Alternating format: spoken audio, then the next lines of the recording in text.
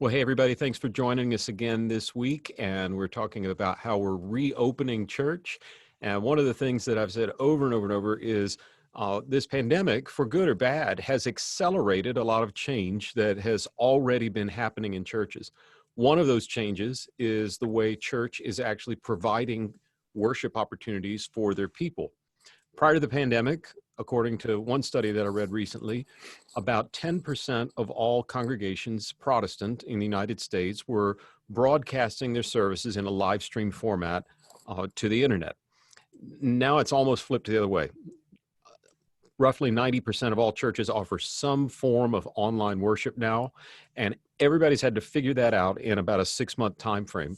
So I've got some friends today. I'm going to let them introduce themselves. They're all from wonderful churches, and they're all from very modern new church plants by European standards. But by American standards, they're all fairly traditional churches that have had to do some serious agility exercises, and all three of them have done a wonderful job. So without wasting any more time, Jim, would you just introduce yourself and tell people where you're serving and a little bit of background? You bet. My name is Jim Gribnitz. I'm serving here just west of Denver in the foothills, we call it, in Colorado. I've been here about 5 years. I'm at Rockland Community Church, and we've had streaming and we've had some technology. We've really done, for years before I got here, it was really the piecemeal type approach instead of really holistically looking at how we actually do streaming. So we technically did used to stream. It was very much just a kind of a starting point focused on like our community and our people. And now we've really had to adapt just because it's, lots of people are just looking for a church online. And so there a lot more are tuning in. But I think I said I've been here about 5 years now. So, and 6 months of that or whatever it's been has been COVID. So you've been here 4.5 years and then 7 years after that. What? You've been here for 4.5 years and then since March or the last 7 years. Yeah, exactly. I've aged a lot in the past 6 months, I guess is what he's saying. I really have. Oh, yeah. Lillian, introduce yourself. I'm the senior pastor at First Congregational Church in Dubuque, Iowa, and we are sort of your classic historic downtown mainline Protestant church. Unlike what people think when they hear about Iowa, my setting is very urban. It's also very hilly. We're in the Driftless region on the Mississippi, but the church was founded in 1839, very much an urban environment downtown. We do a lot with feeding the hungry and serving the poor. And our members, though, would come from all around us to come to this sort of downtown church. And they tend to be folks who would probably drive by a lot of churches that would be more convenient to attend. So they have that commitment to be a church for the heart for the city. Lillian's done a cool thing during this shutdown. I've been watching. I actually get paid to stalk for a living, so I watch all of you. And Lillian's been doing all of these. Hey, check out this part of the building you've never seen, and it's been really cool. Like, I never knew so much about your church building, but we're on part 23 of the coronavirus church tours, and that's what I call it, coronavirus church tours. I started at week 1. And, initially it was just going to places in the church that people missed, stained glass windows and stuff. But then the comedian in me got busy. And so there's some like in the men's room or in the mechanical closet. And there's even been some that have gone to me working at home, having, staff meetings with my cats and that kind of thing. That's great. That's great. John, round it out for us. Introduce yourself and tell us about your background. Yeah, so my name is John Hagman. I'm the senior pastor at First Presbyterian Church in Morganton, North Carolina, in the western part of the state, and so right in the mountainous area there. Beautiful place to serve, a beautiful people to serve. Our church was founded prior to 1797, and we are a Presbyterian Church USA congregation. And so this is my first ordained call. My 1 year anniversary service was our very first service online. So that was awesome. And, just trying to keep up as best we can. That's great. And for those who don't have context, I'm from Western North Carolina. The unfortunate chapter of history, there's Trail of Tears. So really anything before the 1830s is really old for there. So 1790s is super duper old and been around a long time. Fantastic, all three churches. Let me start with John, because you may not know this. I hope you don't know this, but you have been my anonymous example of, oh my goodness, what do you do? I've said on a number of podcasts and conference talks and interviews, and full disclosure, John serves the church where my mother attends. And so I've said over and over, my mother has a fairly new pastor. And my guess is at her wonderful church of a few hundred people in the woods of North Carolina, she would say it's a thriving little town. I would say yes, but you can also say the woods of North Carolina. If he had come to his board of elders last January and said, I have this fabulous idea. Why don't we stream all of our services live online every single week? Chances are they would have laughed him out of the boardroom and said, nice idea, new guy, but not yet. And now, guess what they're doing every single week? So John, walk us through the mechanics a little bit of how did you guys decide to do that? And really what if any change dynamics were at work that you had to navigate in your first call as senior pastor making this switch? It was right before Easter, right? Yeah. So right in the middle of March was when our first online service started, and we didn't really have, we weren't ready. We didn't have a website that was able to do what we wanted it to do. We didn't have the social media capabilities that we needed to be able to kind of communicate in ways that were effective and those kinds of things. Again, I was brand new, so we were trying to figure out, okay, well, how do we do a YouTube channel, and like how does that work? How does lighting and sound and I had to learn all those kinds of things. So the decision-making process for us was really pretty quick. I just reacted, and we couldn't meet in person, and so I was just, okay, well, I got to do something. And so I went to our session, our board of elders, and just said, hey, can I do this? And they were like, yeah, go for it. And that was kind of how it started. So, well, I mean, did you set your iPhone up on a tripod and hit go, or did you have to go recruit kids, or what? I mean, I know the composition of your church. It's not Silicon Valley, right? So, that's correct. What'd you actually do to get that going? Yeah. So fortunately for us, my wife is into photography. So she had a DSLR camera, and so we had a lot of the stuff that we needed to make it happen. And she's taught me a lot about how to do lights and make it look halfway decent. And I can tell you, even now looking back on some of the stuff we did in March, I'm kind of like, ooh, like, oh man, it's kind of cringeworthy, when we do it. But, fortunately too, I have 3 kids. So I roped them into doing a whole bunch of stuff. Hey kids, I need you to learn how to sing doxology real quick and harmonize and make it sound all right. I need you to learn Gloria Patri real quick. And, and fortunately they were up for it.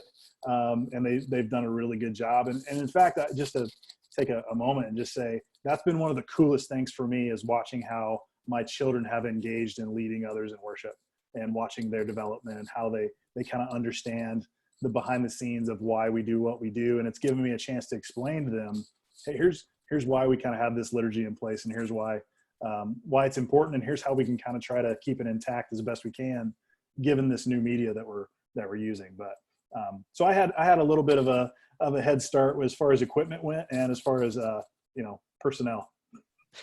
I think you've just taught us all a new lesson in change management. If you have a new idea, let your kids be the ones that want to do it, and then let the congregation get mad at the children. Right. Nope, they aren't going to do that. Yeah, absolutely. It was them.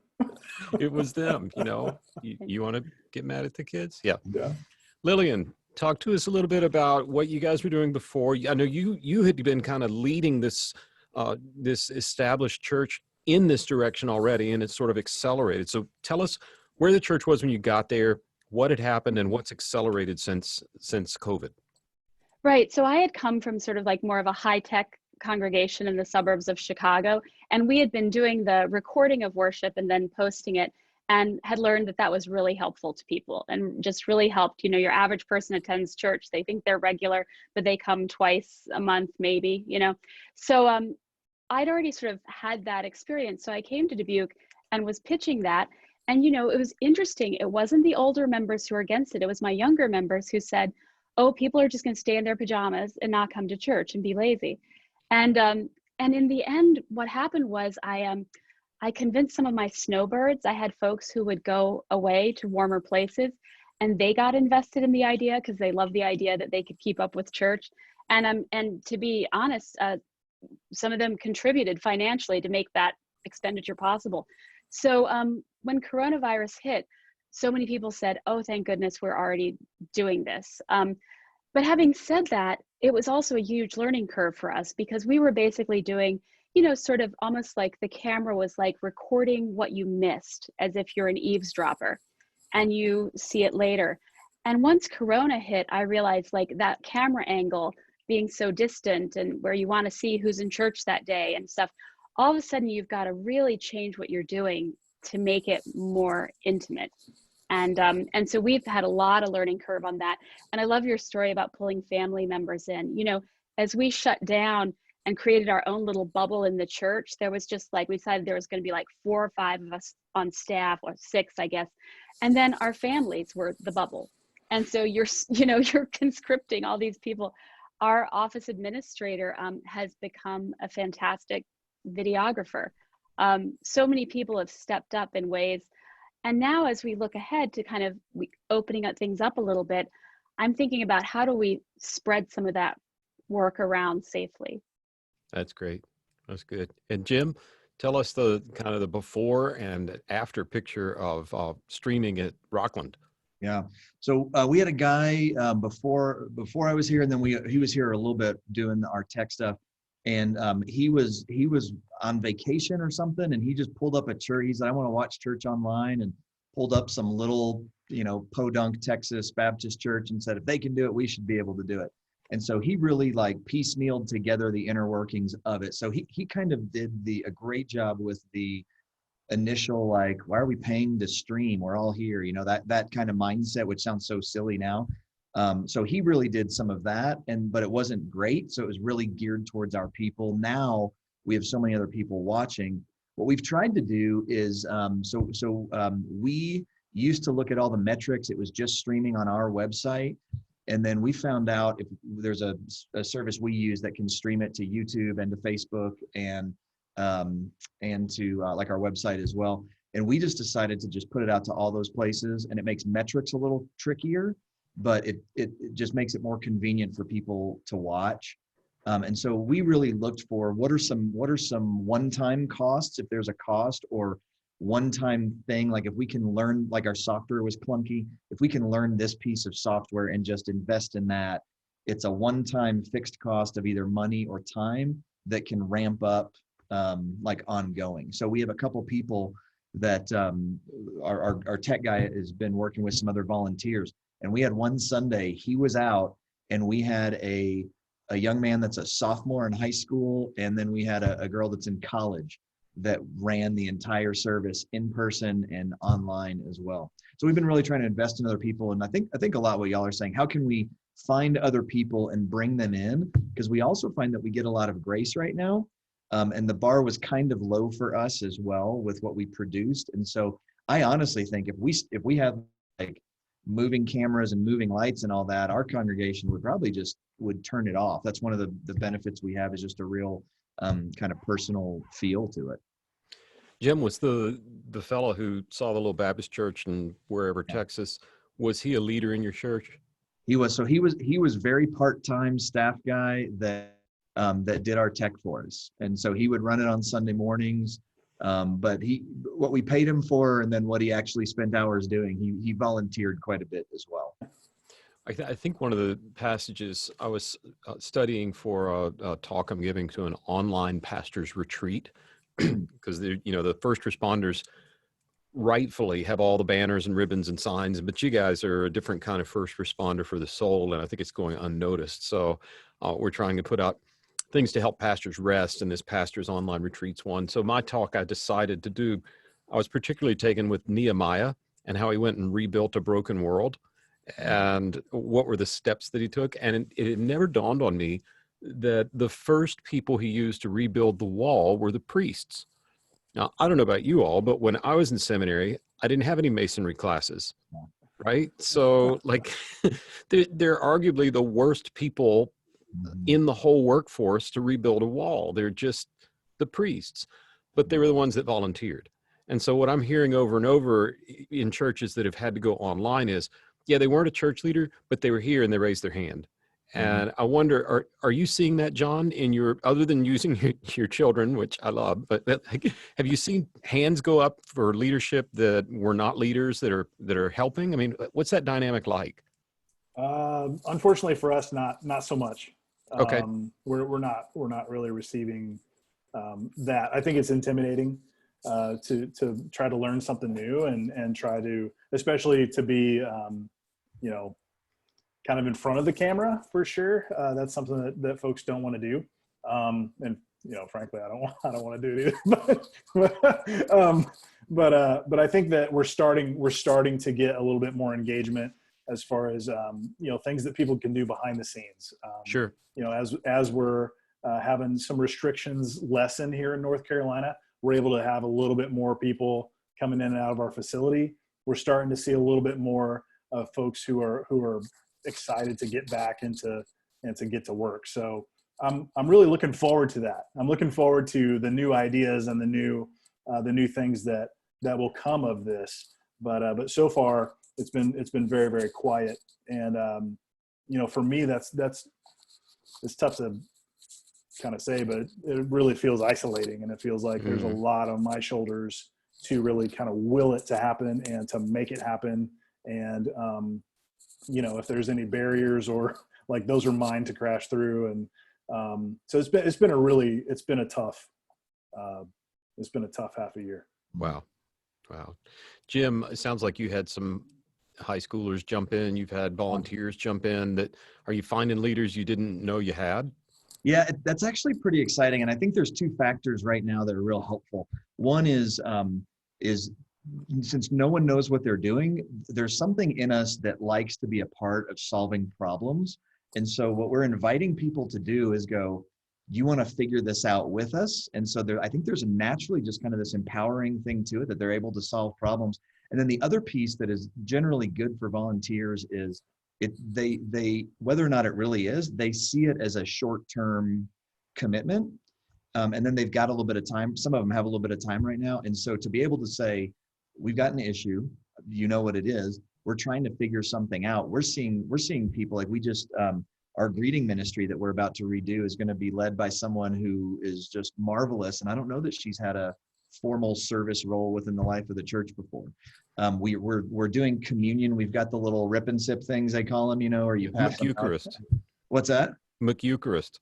McEucharist. Yeah. Oh, I'm going to start using that. But nobody can get open. Yeah. Yes. The first day we did it, I stood up there like an idiot, and I straight up just faked it. I have to say, I'm like a total hypocrite. But like we were going, hey, we'd like to start doing communion. How do we do it?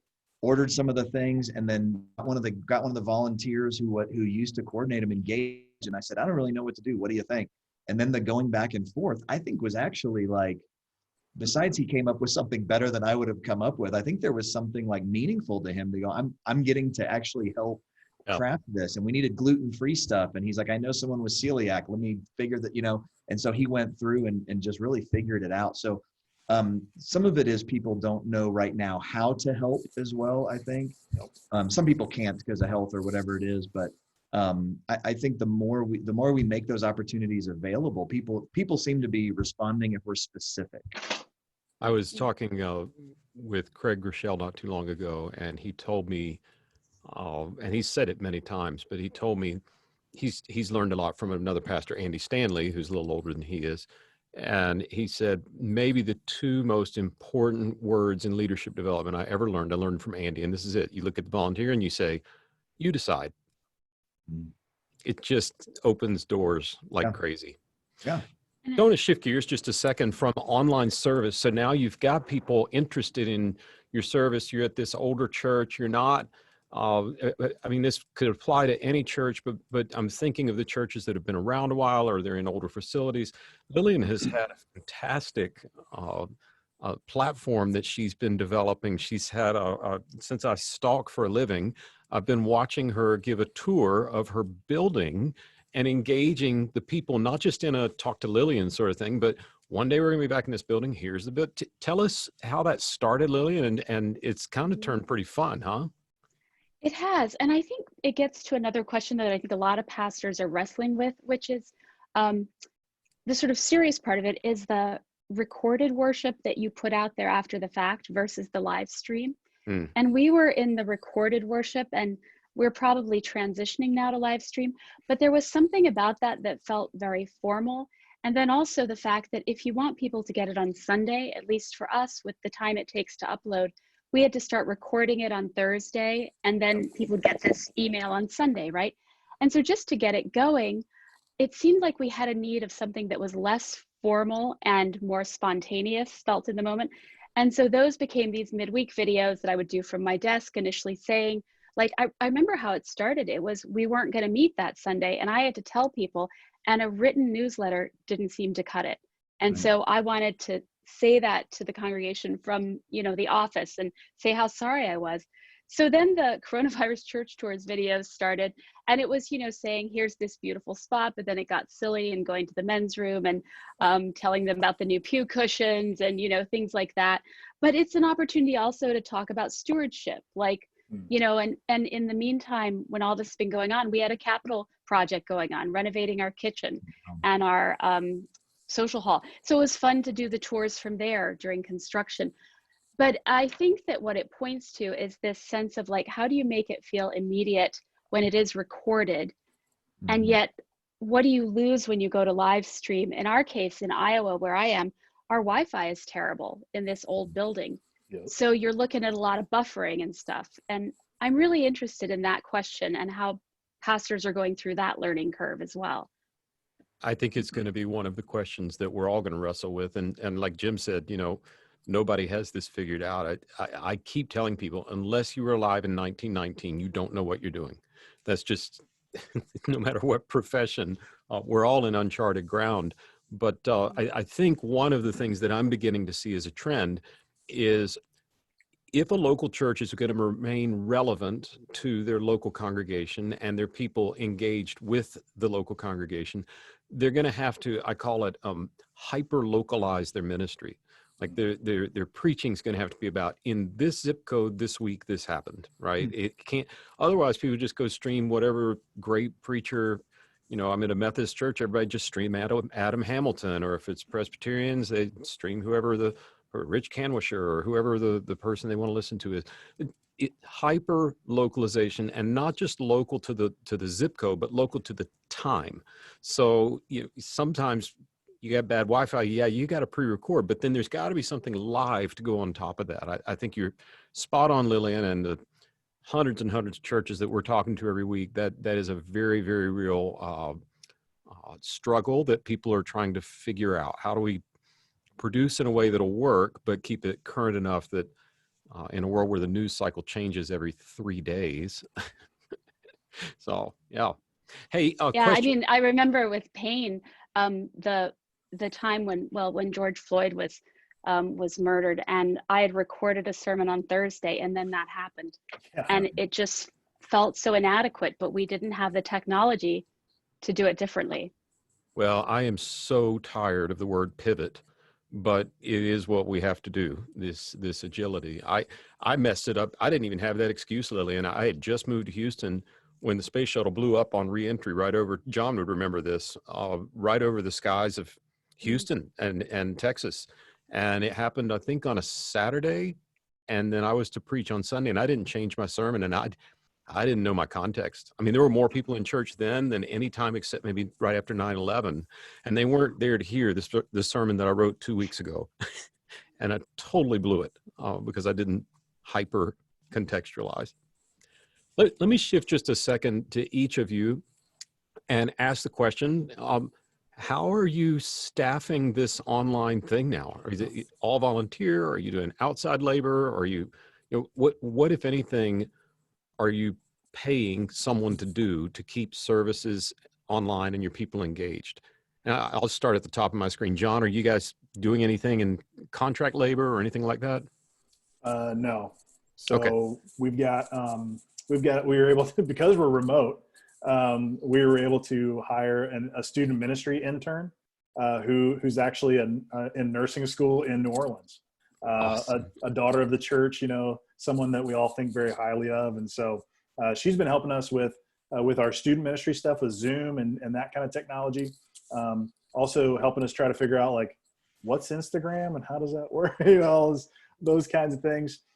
We have a communications director who's helping us with our social media and those kinds of things. But when it comes to the services and it comes to putting those together and making sure they get online, that falls to me. Okay. And Jim, what about you? Have you had to change staffing or cost structures to make things work? A tiny bit. For me, there's kind of two pieces of it. There's the behind the scenes. We've got a guy who's great, and then he's got volunteers that he's been working with. And then all this hit, and we went, okay, you got to really ramp that up. And he's done awesome. So I'm a little spoiled. One of the things I found was he can't read my mind on this because it's such a just constant moving thing. And so we've just started meeting together once a week, and we'll walk. I mean, we already walked through the service, but we would just talk tech stuff. I would say, what are your challenges? What questions do you have? How can I help? How can I support? And so I lean on him. I think initially I kind of went, gosh, Matthew, you figure this out. I'm going to go figure out how to talk with nobody in the room kind of thing. And now I think, so the first few services I'm a little embarrassed about from my end, but now we really like partner together. And instead of going, you do this, I do this, we'll see you Sunday, I lean on him, a bunch for that. And then he leans on me for, here's the content. I got to get it to you by this time. But we have developed volunteers. The other piece of it too is thinking about how do I do something different when I'm standing there speaking, because there's people at home, and I don't want them to feel like the B team because they're not in my heart. But I could, if I'm just doing this and I never address them, they could feel like I think they're the B team. And so some of it is the people, we rotate more people through, like we do a kids blessing time, someone reads it. We do, we have prayers, we have all those different things. And we try to rotate people through. We have volunteers that come up, and we have paid people that do the music, but then we'll bring in volunteers and let them sing. And so I think the variety that people get to see is important, like on Sunday mornings, and see it through the camera. Well, the good news, Jim, is any mistakes you made in those early services won't live forever. Oh, wait. Thanks, William. Gift of encourager right there. I'm just glad I'm old enough that my first sermons are dead. They aren't recorded anywhere. They aren't anywhere to be found. Only Jesus can remember them. And yeah. Didn't you put them on like Laserdisc or something, if I recall? That was the fancy churches had that. We were reel to reel. You were carving them in stone tablets. That's right. That's right. Lillian, what have you guys done? Have you had to employ anyone, or what are you doing in terms of staffing for having to be online more? So it's so interesting. There's such a contrast here, right? Based on context.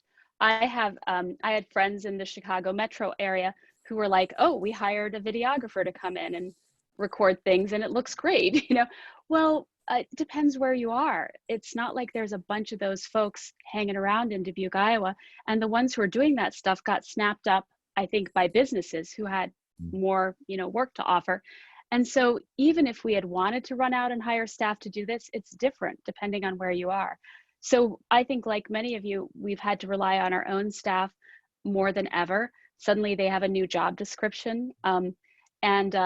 And sometimes that's a stretch to get people to say, whatever it was you did before, this now becomes the most important thing, this weekly worship. And so I worry about church staffs and clergy. I think we're all exhausted, and we have volunteers out there who want to help. But with the lockdown and everything, before we even understood how it was spread, we were terrified of people picking it up from touch and things like that initially, we got similar feedback. Here we're working our tails off to produce this, but there'd be people who are like, why don't we have any males involved in the service? Because it was me and my colleague and our musicians, and it was like, oh my gosh, do you realize the juggling act we're doing here? But we were able to open that up. Yeah, but we were able to open it up, and we realized people want to hear their voices, and we got creative. Like, we had members who might, like a guy who wanted to do a harmonica solo, and he's in a high risk category. So he was able to come in, record that in the church separate from us, and then it's part of the service. And that's the beauty of the pre-recording. You can do that. And now we're getting more comfortable with having people participate, but we space everybody far away from each other. You have your own, stand that you sit at. Because I think people, they miss seeing each other, but they also miss helping themselves. That's one of the hardest pieces of this. That's right. That's right. I've heard, I actually told Lillian this in a prior conversation. A pastor friend of mine said, William, when our church is at its very, very best, the reason we like in-person worship is because it's a faint echo of what we'll have in heaven. And we're pretty diverse as a church, but we're not diverse like we're going to see in heaven. And we sing okay, but everyone's going to sing in tune in heaven. And it's like we get this faint echo when we gather together of what we're going to have forever. He said, the problem I'm running into with online worship is, it's the best thing we've got right now, but it's an echo of the faint echo. Mm-hmm. And, it's like, it's just not the same. Mm-hmm. So I think that worship will come back in person, where in every context eventually. But I also wonder, and I'd love for each of you to answer, and I'll just reverse the order. Do you think that your online streaming service will go away once whatever lockdown you're under ceases and people are able to get out and freely move around? Lillian, what's your answer to that? Oh, it's got to continue, and it's got to be better, and we've got to challenge ourselves to make it better, just like we would challenge our in-person worship, to do that. It's excellence for the glory of God. You have to remind yourself, you're not putting on a TV show, but you want it to be as beautiful as it can be. And what I think we're going to see around here, and what we've already seen from churches that have opened up, is initially they get some folks, but then they're seeing about 10 or 15% of their regular worshiping attendance. So you've got a lot of people still really relying on that. And that's where you have to make that shift, though, which I think we're about to make, into letting people back in the building and having to go to the live stream. And what you give up sort of in terms of excellence in the product, you're gaining perhaps in the immediacy, but because it seems crazy, right, to record a service on Thursday, but then do it in person on Sunday. Yeah, absolutely. That's when you start feeling like, okay, I'm just making a TV show. Mm-hmm. Yeah. Jim, what about you? Do you see this having, will it continue? Will it be different once we're back to whatever normal means? Yeah. I think we're definitely going to keep it going. The thing that this is a big miss that I had when we first went and nobody was in the room, we did a worship service as though there were people in the room. We did the same number of songs. We did the same, basically everything. I just looked at the camera instead of looked down at the crowd. And then we started realizing if we were in a full online church, which we were for 6 or 8 weeks or something, I would have a different order of worship. Like, the order of worship has been created for the people that are there. And so just as we went, oh, duh, and we started figuring that out, then we became this hybrid model of we've got people watching and we've got people there. So I think the shift for us is going to be, I think we'll keep acknowledging people online, but it'll be more of a look-in, which is what it was before. Basically, you come to church and people online know that they're just looking into a worship service. So I think it'll probably get back to a little bit more of that in our mindset as we're planning. The other reason we're going to get it going, I do get the tension of if someone goes, I don't have to go to church, I'm just going to sit around and watch it, watch it online. And I also get the tension, like we have people in different states that watch and go, I'm glad I can do this because I don't really like my church. And I almost feel like there's something in me that doesn't feel right about that. Like I want to write them back and go, hey, thanks, go to a church and be with humans, in the same room when you can, kind of thing. So I get that, but we do have a number of people that like are elderly, and so we're definitely going to stream it for them. We've got young families. You wake up that morning and your kid's sick and whatever, and they go, well, forget it. We're just not going to do anything.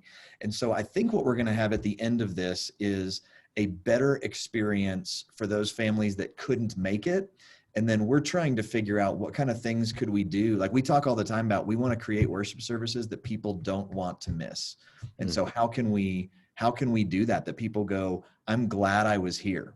I was greeted. I got coffee. I saw people that I knew. Oh, we got to hear everybody sing together. They leave and they don't really talk about my sermon that much. They talk and go, oh, it's so good to be here and hear the music and see the people. And then I kind of, no, nothing. Okay. Great. But that's it. People want to come back and they want to be with, and that's great. Great. I think this is going to help move us towards what the church should be, William. Honestly, I really do think it is. That's great. That's great. John, how about you? Do you think this will continue, or will y'all shelve it and go to, what you were doing before, or something in between? Yeah, I think it has to continue in some capacity. I think that that folks have become accustomed to this. I think it's a great opportunity for folks who can't make it for whatever reason. My particular setting, we have a lot of folks who live in assisted living type facilities, and so for them, this has been a really neat kind of thing. I think that the challenge for me is how how does that work? So I think one of the things that we've learned, for me, our shift was complete and total. So I shifted to where I'm filming in my backyard at my house. It's close up, because my thinking was, if you're watching online, you've invited me into your living room. And so I'm not gonna wear a big robe and like a stole and like the high church kind of thing. Like I'm in this with you, man. I'm filming my backyard. Like there's my kids that just ran through on the slip and slide. They shouldn't have done that, but that's what they did. Like this is real life. And so wait, I thought they were your choir. Yeah, they are, but I got to let them play so they can sing, it's payment. But, so I think I'm trying to communicate a more visceral, personal experience of what worship can look like. And so, my concern is that if I back the camera out in our sanctuary and it's like this big sprawling, huge thing, I can't do that. I don't know if that's going to communicate that same. I think it's less personal. Mm-hmm. At the same time, I might have shot myself in the foot, because now, like you said, it's the Thursday, Sunday thing. Like, how is that sustainable for someone like myself in a congregation of our size, when I don't really have the staff to drive it and or the volunteers to drive it? And so that's a concern for me. It's like, hey, aren't you excited to get back in person? I'm kind of like, not really, because it's going to be even more work than what I'm doing now, and I am barely making it now. You know what I mean? Like, so it's like, I don't know what it should look like. I don't know what it will look like, but I know that online church situations are here to stay. I think that, for us, one of the big things, in addition to the worship services, have been like small group opportunities, to where I can blow the doors off of the traditional, hey, it's Wednesday night at 7 and that's it. No. You can meet Friday morning at 7 a.m. if you want to. I wouldn't recommend that, but you can. So I think there's a lot more opportunities that we have now because we've shifted online that folks are getting used to. And so how to manage those and how to make sure that you're honoring the in-person thing that I think is so critical, but also honor the on-demand aspect of our Christian formation that's also critical. Well, there's some things that are just incarnational, and then they're committee meetings. So, maybe some things will be on Zoom, and that's okay. Yeah. I think we're learning that a lot of the stuff we showed up in person for was not necessarily worthwhile. Like, people haven't missed some of it, and then it's interesting what they have missed. And I think it's an opportunity for us to streamline, or to maybe even ask questions about some sort of sacred cow programs that people weren't really showing up for anyway, and to think of new ways to do it. I think a lot about this in the area of Sunday school and youth ministry. We're going to have a huge shakeup. I think you're right, Lillian. We've got several searches right now that we're doing for churches in like program ministries. I would have thought we're just going to be doing senior pastor searches till this calms down or is over. But we've got some folks, William, we've had the same whatever it is, children's pastor, student pastor for 20 years. They're finally ready to step aside and I can shake things up. I need to do the search now while people are giving grace for change. I need to like get some stuff cleared out before there's any normal. Right. So I don't know if you're sitting in a normal sized church today and you get, maybe Lillian's onto something here. Maybe it's time to say, why are we doing this? Let's reshuffle everything. Let's, Yeah. give it a new try. Yeah. I will tell you, I am hearing, particularly John, I really appreciate you sharing the fatigue piece of things. I'm hearing that over and over and over. And our family actually prays for pastors every night now, more than we used to. And part of it is, you're right, John, you're prescient to look to what it will be like in the future. My oldest daughter is a high school math teacher. And so from March on, she was all virtual. And was that hard? Yeah, I had to learn that. And what's been the hardest thing? She said, oh, this semester. I was, why? Well, because I have to do both now. Yeah. I have to do in person, and then I have some people that want to be virtual, and I got to do it both. Mm-hmm. And I don't think they doubled her pay. I'm pretty sure your pay is not going to get doubled this year. No, it's not. I think that's such a good analogy with the school teachers who are going to the hybrid, teaching experience. And I've actually leaned on some of our school teachers or asked them, how are you doing this? Because I realize they've been thinking about this more than we have in some ways, but really we're going to be hybrid like the schools. And we're probably also like the schools going to see in and out. There'll be a case, we're stopping this, we're doing this. And schools and colleges have had to have 8 plans going at the same time. And I have huge respect for that. But also, I think what's happening in the schools and people's work lives then affects how they view what we do.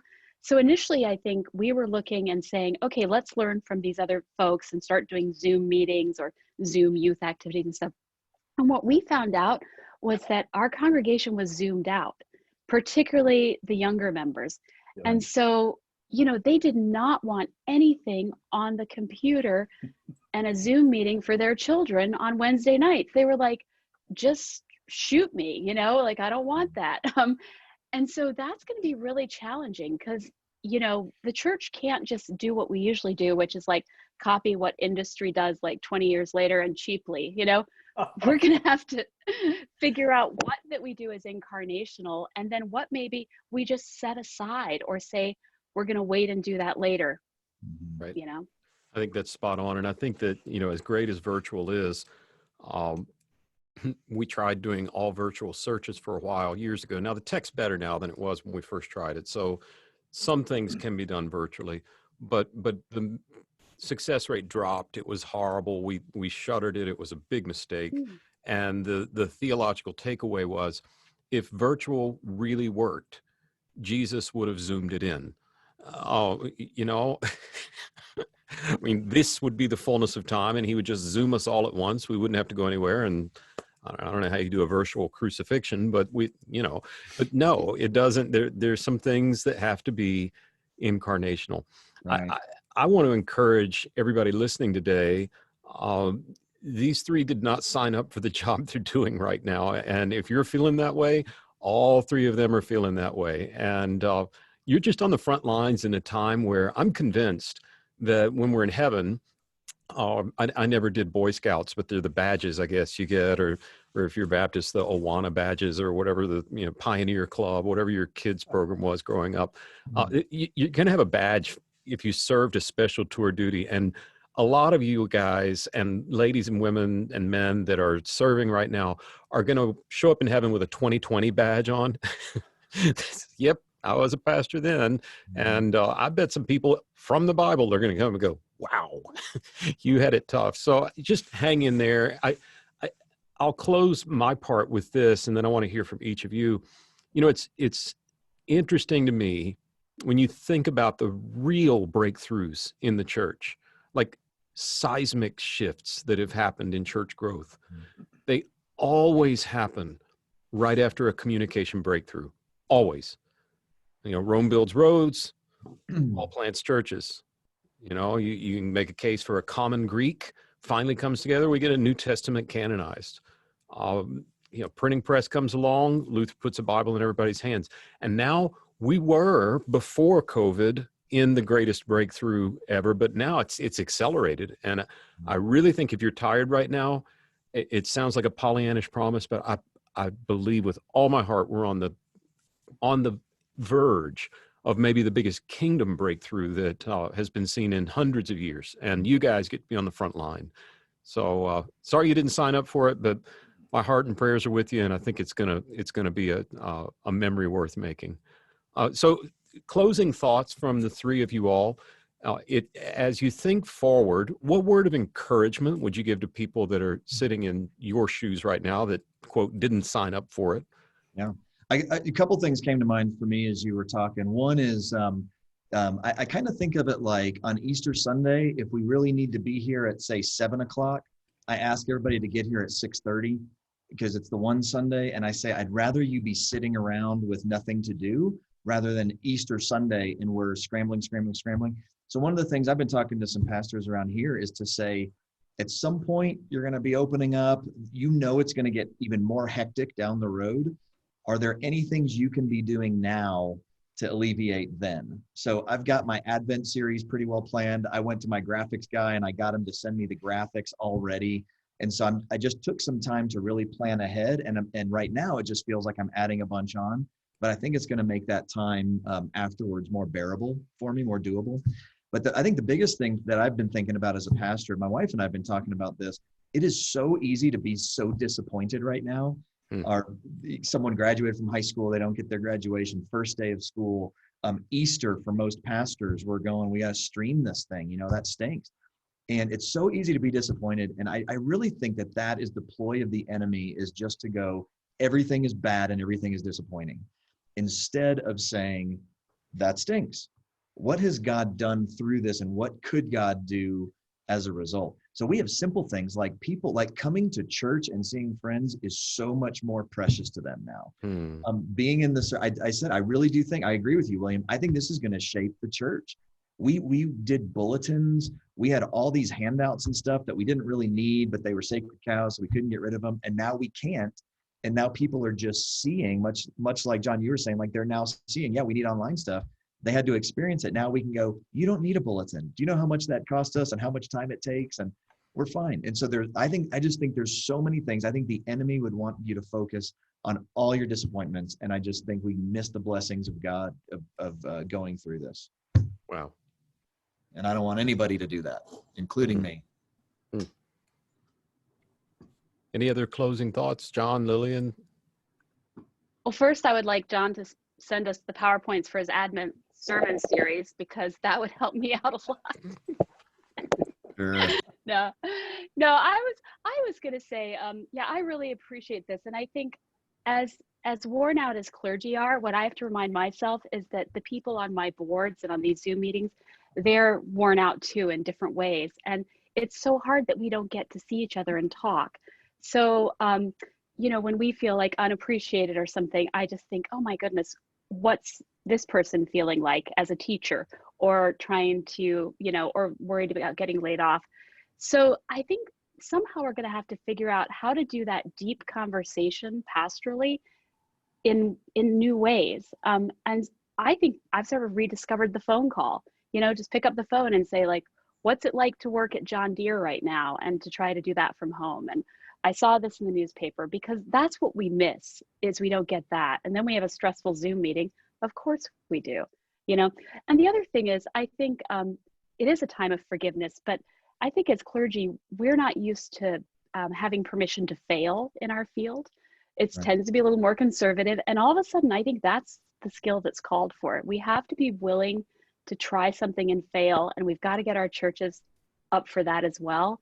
And that could be the breakthrough here, that people say, oh my goodness, we did something and it wasn't perfect and we survived. And Jesus seems to be fine with it. So, agility and the willingness to fail. That's good. Good. John, Yeah, any last thoughts? Yeah, I think all of y'all are awesome and have shared a lot of cool stuff. I think this is a moment that if we're up for it, we can leverage. I mean, we can leverage this time, and we can implement and achieve incredible amounts of change that would have taken years, literally years, to go through the process. But with COVID-19 and all the things, like, this is one of those leverage points where we can implement change in a much faster, more freewheeling kind of a way. And that's coming from a Presbyterian. So, it's legit. So I'm yet to serve a church called the Freewheeling Presbyterian Church. I don't know. We're bringing it. So, just, so, but it is a leverage point where we can try some stuff, and like, what's the worst that's going to happen? we can try some things. And so I think that's encouraging for someone like me who loves that kind of future looking type of thing. I think the other thing that I would say is that in order to maintain that kind of vision, and in order to be able to leverage those kinds of moments, we have to be able to care for ourselves. And I think that self-care is something that I'll talk about a lot because I'm terrible at it. But I think that this is one of those moments where if your battery is drained, like, you've got to charge your battery somehow. And I think for me, it's one of those things where it's like, the church is going to continue on whether you're there or not. Like, it's okay. It's okay. Like, if you have to stream someone else's service for a Sunday so that you can have a break, that is okay. And your family's going to thank you, and your body's going to thank you, and your soul's going to thank you.